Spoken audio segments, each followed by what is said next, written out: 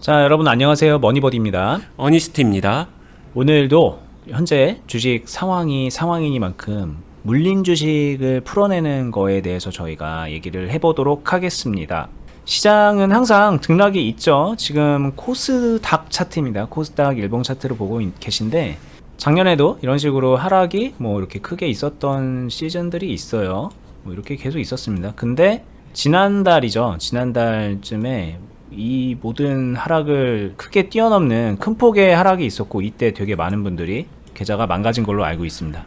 물론 그때 이후로 좀 이렇게 반등을 했고 다시 900선을 위로 올라왔고, 물론 오늘 또 좀 약간 지지부진하지만 회복을 하면서 희망을 주기는 하는데, 여전히 물려있는 주식들이 많이 있고, 그 물린 퍼센테이지가 5%, 10% 이런 게 아니라 막 20, 30%, 40, 50% 이렇게 되신 분들도 꽤 있을 거예요.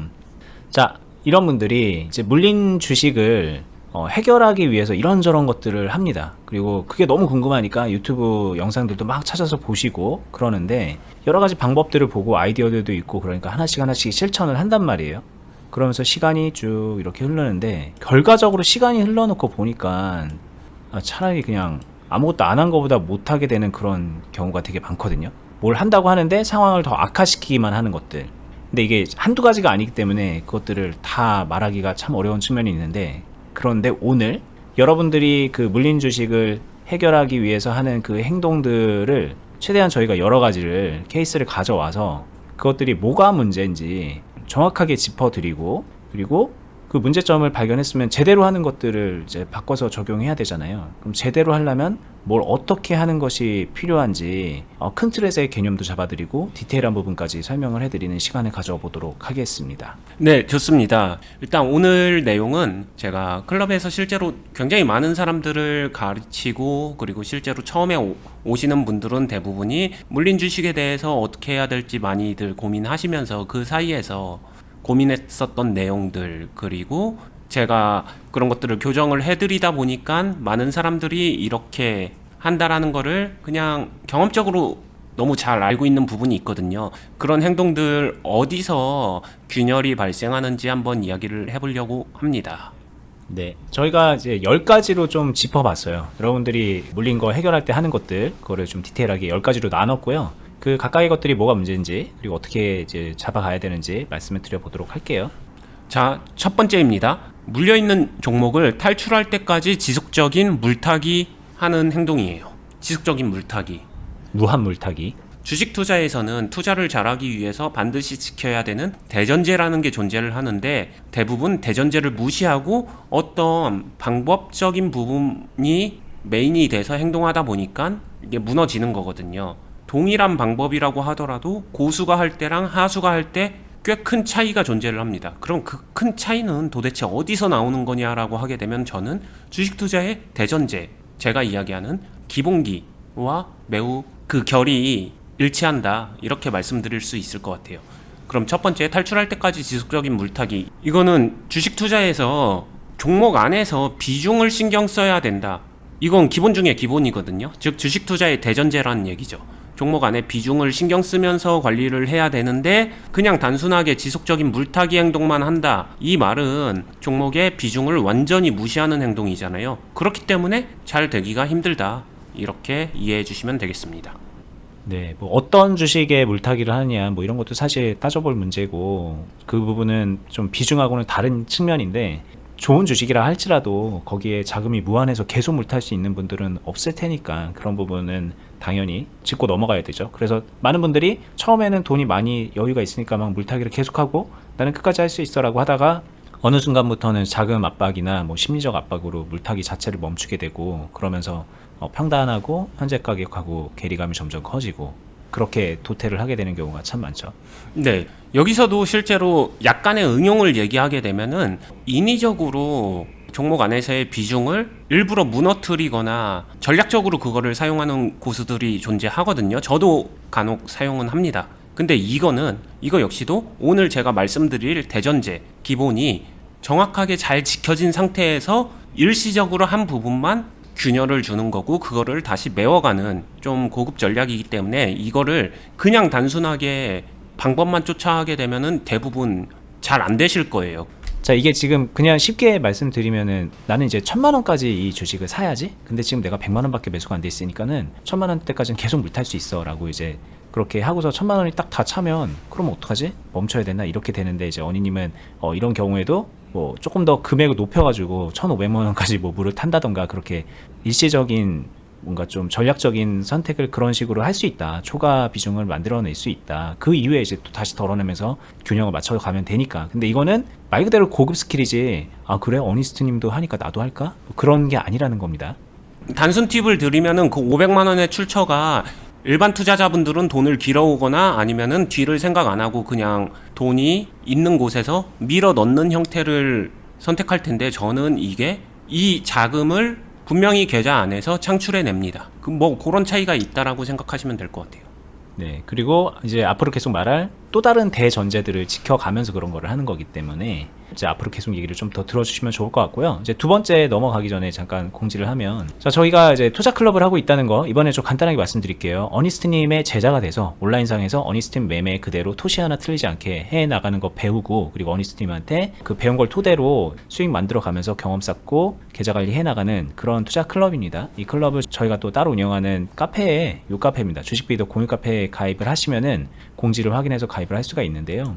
여기 있습니다.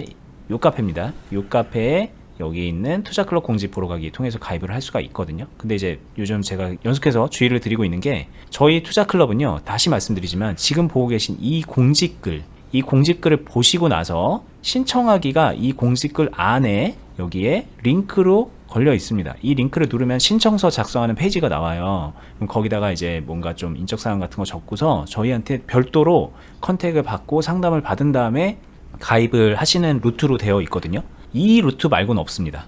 뭐 이 카페에 들어오는 방법은 저희 그 영상 하단부에 링크 타고 들어갈 수도 있고 네이버에서 직접 검색해서 들어갈 수도 있는데, 어쨌든 최종 신청은 여기서만 할 수 있습니다. 그런데 저희를 사칭하는 이쪽 판이 워낙에 좀 혼란스럽다 보니까 어니스트라는 이름과 주식비더 매니저, 뭐 부매니저 이런 것들을 이제 저희 운영진들 이름을 써가면서 사칭을 해서 여기 클럽 가입한 회원분들께 개별적인 컨택이 가나봐요. 뭐 댓글로 가기도 하고 쪽지로 가기도 하고, 그러면서 뭐 저희가 스터디방을 개설했습니다. 저희 통해서 배워가세요. 막 이렇게 이제 회원 가입을 유도를 해요. 근데 거기가 생각해보세요. 이미 사칭이잖아요. 범죄잖아요. 범죄자들이 하고 있는 거기가 제대로 된 곳일 가능성이 있을까요? 없어요. 아 그래?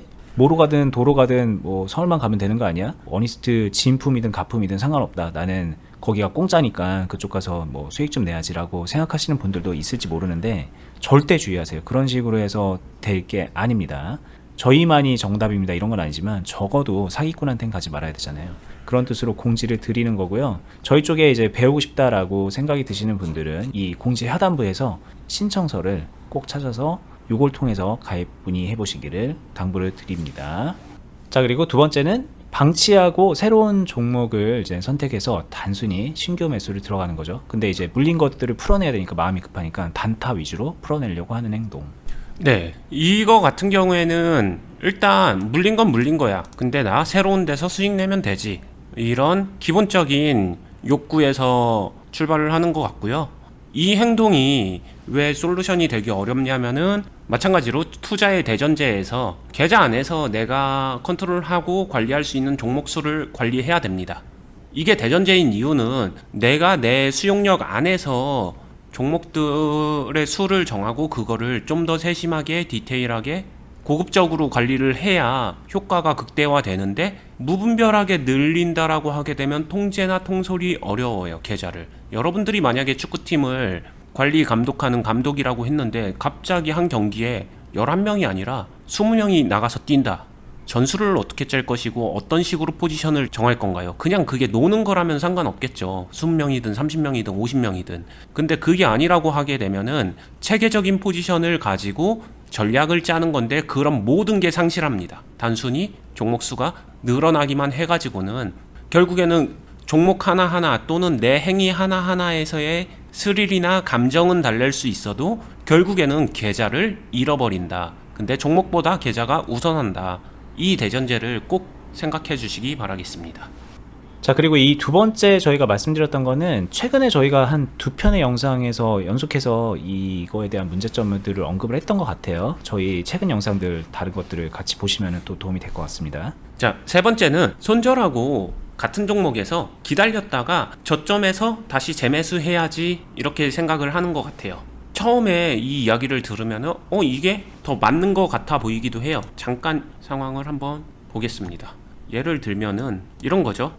여기서 뭔가 될 것 같아서 매수를 했는데 이렇게 떨어졌어요. 그럼 여기서 손절하고 나는 여기서 다시 사고 그리고 여기서 기가 막히게 팔면은 되겠지, 이런 생각들을 많이들 하세요. 차트를 보게 되면은 거의 대부분의 종목은 등락이 있잖아요. 이렇게 오르고 떨어지고가 있다 보니까 내가 매매를 했는데 안 되면은 손절하고 여기서 다시 사서 여기서 팔면 되지, 이렇게 이야기를 하는 거예요. 이게 생각은 되게 합리적인 것 같지만 실제로 주식 투자 대전제에서 어긋나는 게 뭐냐면은, 투자의 대전제는 능동성을 확보하고 외통수 또는 홀짝을 피해야 돼요. 더 정확하게 원론적으로 말하면은 투자를 잘하기 위해서는 선택의 경우의 수를 높여야 합니다, 이렇게 말씀을 드리고 있거든요. 투자자는 선택의 경우의 수를 높이는 거지 막 예측하고 이걸 잘 맞추는 게 아니에요. 근데 이 행동에서 놓고 보게 되면은 뭐가 걸리냐면은 손절했어요.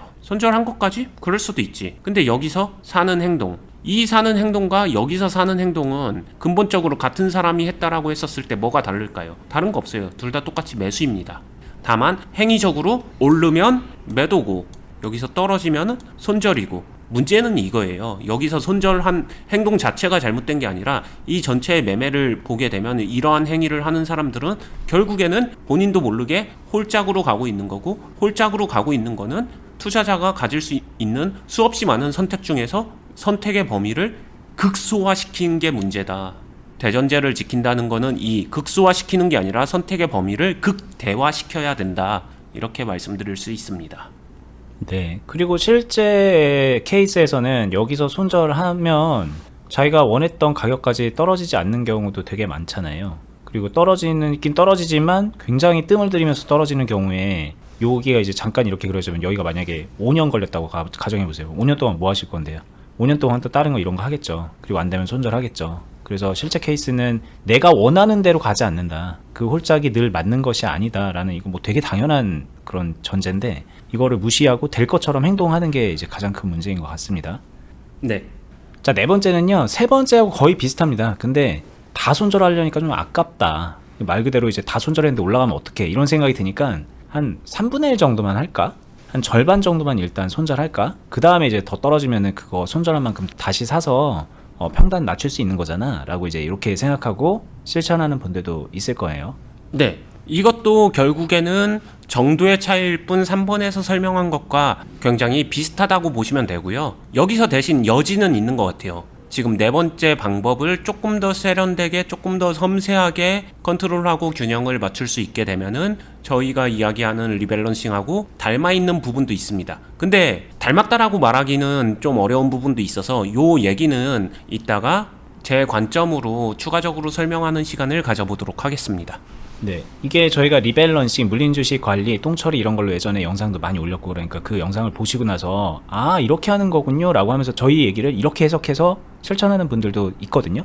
근데 이게 이제 말씀하신 대로 닮은 부분이 있어서 그런 건데, 저희 얘기 이제 다 한 다음에 마지막에 연희님이 얘기해 주신다고 해요.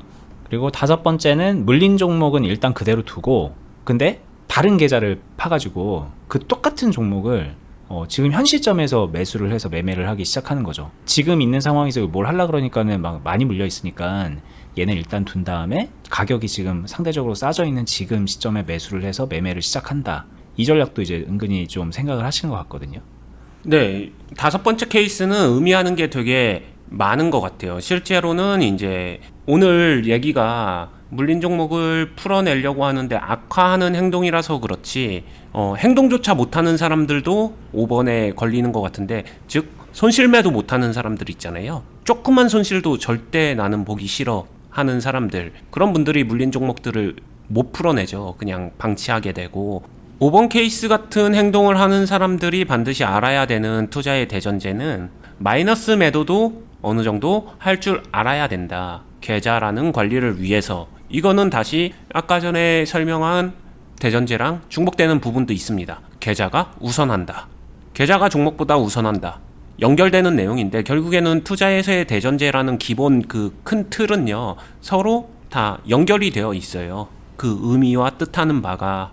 그래서 이런 사람들 같은 경우에는 이 행동을 생각해 보세요. 만약에 물린 종목 그대로 그냥 그대로 둔 상태에서 다른 계좌에서 똑같은 종목을 매매하게 되면요, 첫 번째는 손실 보기 싫어서 그 행동을 했는데 그게 만들어내는 나비 효과는 결국엔 같은 종목이잖아요. 근데 다른 계좌에서 한다. 그럼 그 다른 계좌에서 행위하는 그 자금은 어디서 나올까? 그러면은 돈을 어디서 끌어왔든 뭘 했든 결국에는 그냥 비중을 무시한 물타기처럼 될 수도 있고요.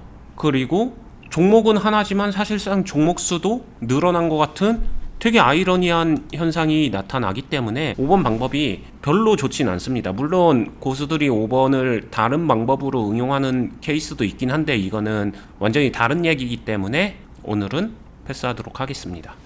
네.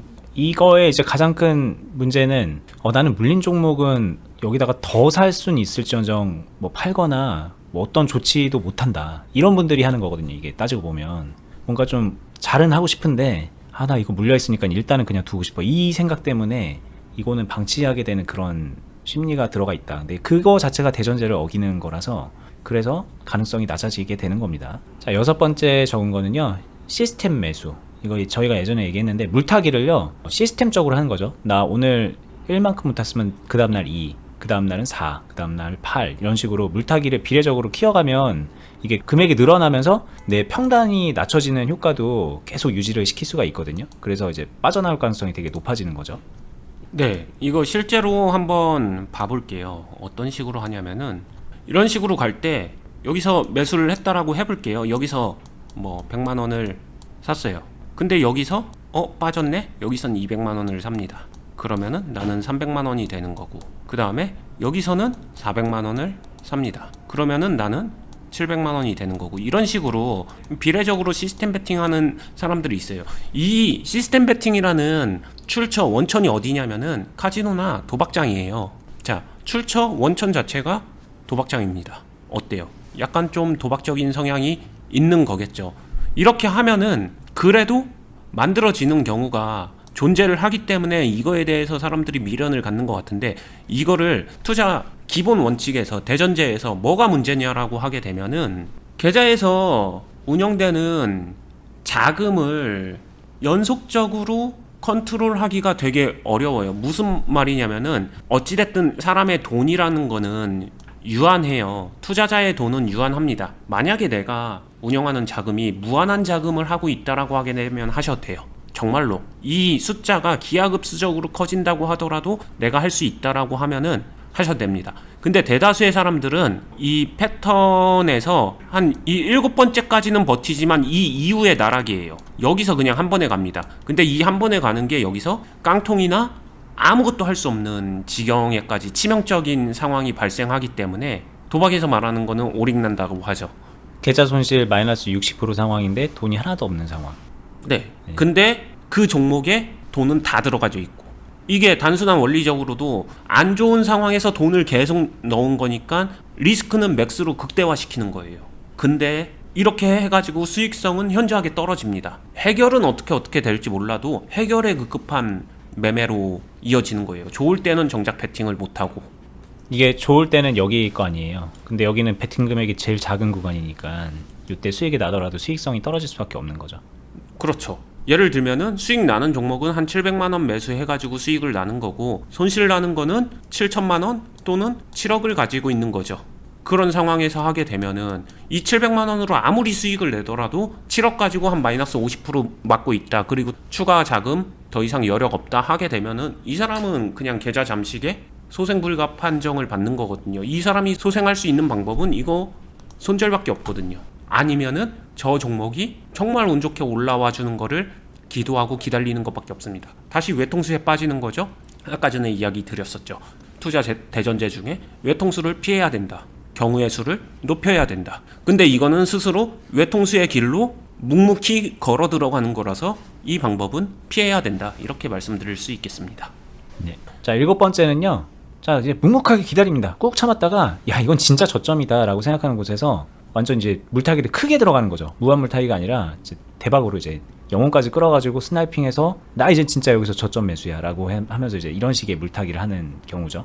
네, 이거 같은 경우에는 홀짝도 들어가 있고 방금 전에 이야기했었던 자금 흐름 체크도 못한 상태고, 만약에 내가 생각한 저점이 저점이 아니라고 하면은 어쩌지? 뭐 이 모든 부분에서 그냥 말이 안 되는 거라서, 저거 저점이라고 생각하는 곳에서 10배로 증액 매수할 것 같으면 처음에는 왜 저렇게 못할까요? 이거는 그냥 행위 자체가 모순이라서 뭐 좀만 생각해 보면은 알 수 있습니다. 네. 그리고 여덟 번째는, 자, 이건 이제 좀 약간 다른 결인데, 야, 그동안에 내가 고른 주식으로 했더니 망했다. 야, 이거 누가 좀 추천해주는 주식이라던가, 좀 보니까 이제 문자도 막 추천 주식 오고, 급등주 막 이런 거 방송에서도 소개해주고 그러던데, 야, 리딩방 같은 데서도 막 하고 그러는데, 한번 그렇게 해보자. 이렇게 이제 방향을 트는 분들도 있거든요. 네, 실제로 클럽 안에서도 이렇게 사춘기나 아니면은 좀 혈기왕성한 질풍노도의 시기를 거칠 때 이런 거에 유혹되고 이런 시행착오를 해봤던 선배들도 있는 것 같아요. 근데 결국엔 다 돌아옵니다. 왜 그럴까라고 하게 되면은 단순해요. 저 행위는 투자 기본 중에 능동성을 확보할 수가 없습니다. 절대 확보 못해요.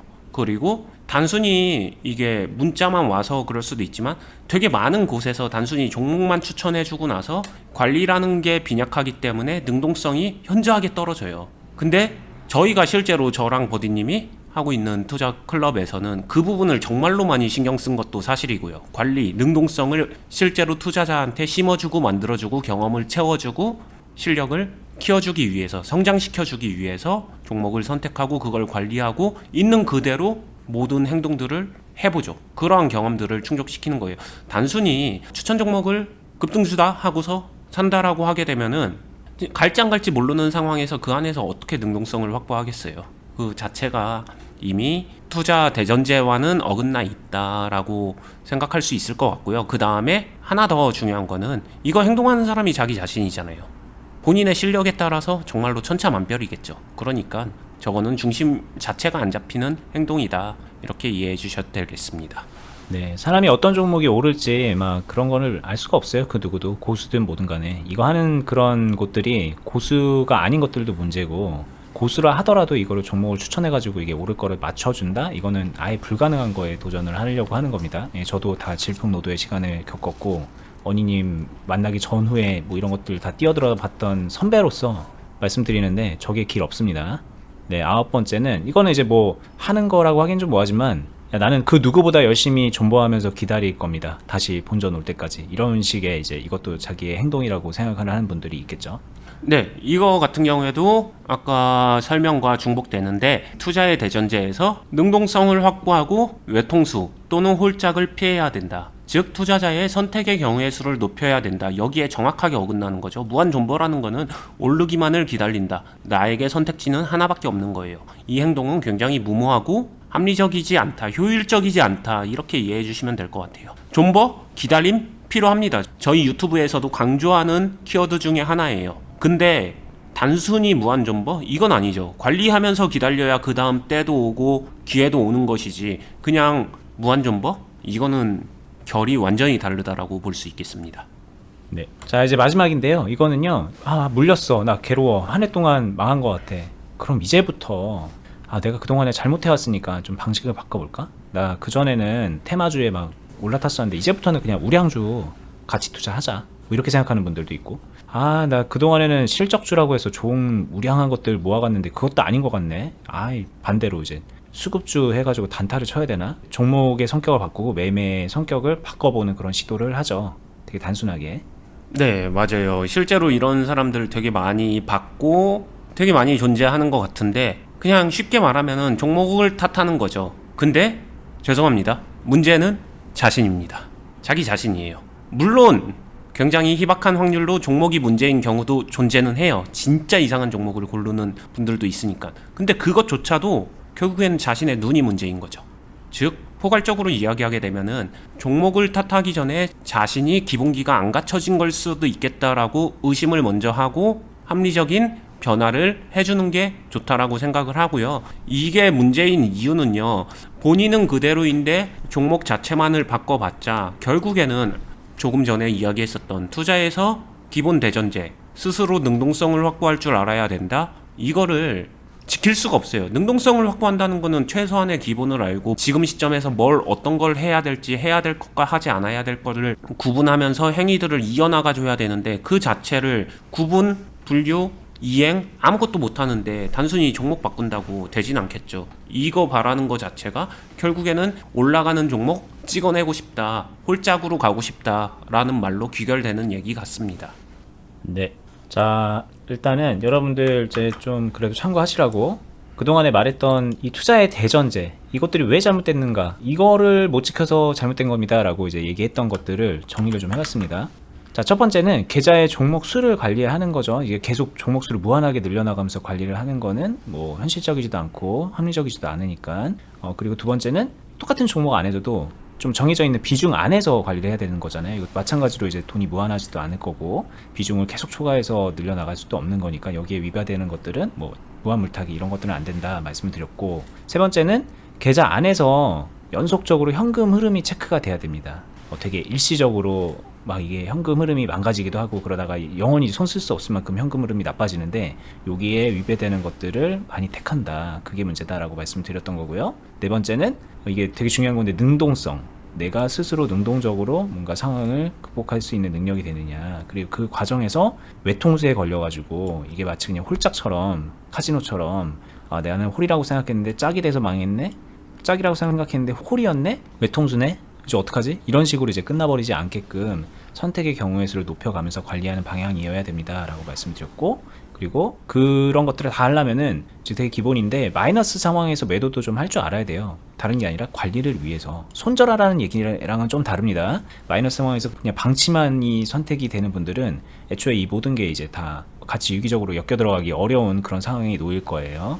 그래서 이렇게 이제 5가지 대전제를 말씀드렸는데, 아까 어니스트님이 초반에 말씀하신 것처럼 요 대전제를 지켜가면서 어니스트님이라면 물린 상황을 어떻게 할 것인가, 요 4번 상황을 가지고 조금 개선하는 방법을 말씀해 주신다고 했었죠. 그거 얘기 듣고서 오늘 영상 마무리 해보겠습니다. 네, 4번을 선택한 이유는 앞서 말씀드린 바와 같이 4번의 행동을 저희 유튜브 보고서 이게 리밸런싱이구나 이렇게 방법적으로 쫓아 하시는 분들이 참 많은 것 같아서 그 오해를 풀고자 함이고요. 제가 신경 쓰는 거는 이 방법적인 행동이 아닌 것 같아요. 이게 리밸런싱이 되고 안 되고의 차이는 3분의 1만큼을 한다, 절반 정도를 한다, 이런 분할 손절의 적정 양, 절대 기준 여기에 있지 않은 것 같고, 종목의 상황마다 다르고 똑같이 물렸다고 하더라도 물린 상황이 분명히 존재한단 말이에요. 비중 100%로 물렸을 수도 있고 비중 50%로 물렸을 수도 있습니다. 그리고 물렸다라고 하게 되면 누군가는 마이너스 10%를 물렸다고 할 것이고 누군가는 마이너스 30%를 물렸다고 할 거예요. 이 각각의 정도가 다 다르기 때문에 그 상황을 구분을 할 줄 알아야 되고요. 거기에 맞는 적정량을 그때 선택하는 거예요. 즉 케이스마다 달라질 수밖에 없겠죠. 그리고 두 번째는 똑같은 상황이라고 하더라도 내가 매매하고 있는 종목에 따라서 A 종목은 파동이 좀 더 크고 B 종목은 파동이 굉장히 약합니다. 이럴 경우에는 각각의 파동이 다르기 때문에 그에 맞춰서 행위하는 행동도 달라질 수밖에 없겠죠. 이것들이 종목 상황과 현상에 유기적으로 맞춰서 들어가야 되고, 그거를 맞춰가는 게 리밸런싱이지 단순히 행위적으로 나 손실 매도 그리고 저점 재매수 이렇게만 가게 되면 홀짝으로 갈 확률이 훨씬 더 높다는 거예요. 그리고 단순한 행위적으로도 섬세함과 투박함의 차이인 것 같아요. 이거는 리밸런싱 안에서도 굉장히 투박하고 투박함을 극으로 갔을 때 요 정도 행동이 나올 것 같습니다. 다르게 말하면은 리밸런싱을 잘하기 위해서는 훨씬 더 섬세할수록 좋을 것 같아요. 즉 한 번에 이렇게 비중을 퉁퉁 많이 쓰지는 않을 거고 더 쪽에서 섬세하게 저라면 관리를 할 것 같고요. 결국에는 이런 섬세한 관리를 할 줄 아는 사람이 환경적으로 시간적으로 아니면은 어떤 상황에 의해서 때로는 투박하게 이렇게 합쳐서 행동할 수도 있는 거거든요. 잘게 쪼갤 수 있기 때문에 합쳐서도 행동할 수 있는 건데, 많은 사람들이 이 섬세한 과정을 생략하죠. 뭐 귀찮고 어렵고 뭔가 그냥 하기 싫은 것 같으니까 그냥 대충 방법만 따라하면 되겠지. 요렇게 가는데 그렇게 갔었을 때 홀짝으로 귀결되는 경우가 훨씬 더 많고 섬세하게 하는 게 훨씬 더 안정적이고 훨씬 더 쉽고 수익도 훨씬 잘 납니다. 그러니까 행위의 차이점을 좀 인지하고 바꿔나가는 시간이 됐으면 좋겠어요. 무엇보다 관점적으로 홀짝과 대응의 차이가 단순히 절반 분할 손절, 저점 재매수와 리밸런싱과의 차이이지 않을까 싶어요. 즉 관점의 차이, 내가 이 행위를 하고 있는 목적의 차이, 이런 것들이 존재하는 것 같습니다. 네. 그리고 그 관점은 저희가 보면 딱 보여지는 게 뭐 3분의 1, 절반, 분할 손절 이런 단어를 쓰는 것부터요. 그 관점이 다르다는 게 저희는 알아요.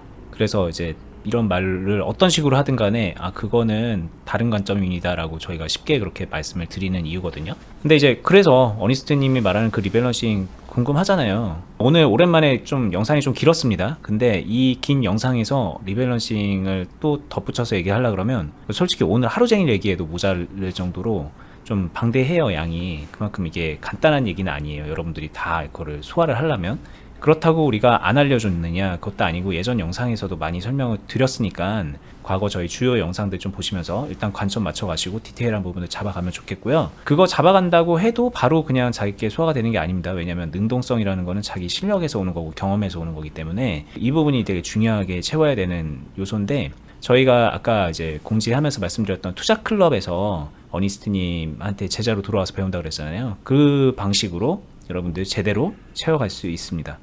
책임진다는 표현을 써도 될 정도로 여러분들 실력 경험 쌓는데 확실하게 도움 드리니까는 좀 제대로 주식으로 배워서 나는 평생 동안 수익 내면서 좀 풍족하게 살고 싶다, 그런 생각이 드시는 분들은 오세요. 그렇게 해서 괜히 시행착오 겪지 말고 빨리 성장하셨으면 좋겠고요. 자, 그리고 오늘 얘기는 참 중요한 화두잖아요. 요즘에 물린 분들 많고 이거 어떻게 극복하나요? 라고 생각하시는 분들 많이 계신 거 알거든요. 어렵게 돌아가지 마시고 오늘 저희가 웬만한 케이스 다 말씀드린 거니까는 한번 보시면서 문제점들 짚어가시고 교정해보는 시간 가지셨으면 좋겠습니다. 저희는 다음에 또 유익한 영상으로 찾아뵙도록 할 테니 영상 좋아요 눌러주시고 채널도 구독 알람 해두시고요. 아까 말씀드렸던 요 카페, 주식비더 공유 카페입니다. 요 카페에 가입을 하신 다음에 공지사항 보시고 공지사항에 있는 요 링크 통해서 클럽 가입 문의하시면은 저희가 친절히 안내 드리고 있습니다. 그렇게 참고해 보시면 돼요. 다른 데는 스팸일 수 있으니까 조심하시고요. 요즘에 좀 또 코로나 때문에 뒤숭숭하죠. 많은 분들 건강 조심하시고 하시는 사업도 잘 번창하시기를 기원하겠습니다. 다음에 뵙겠습니다. 감사합니다. 감사합니다.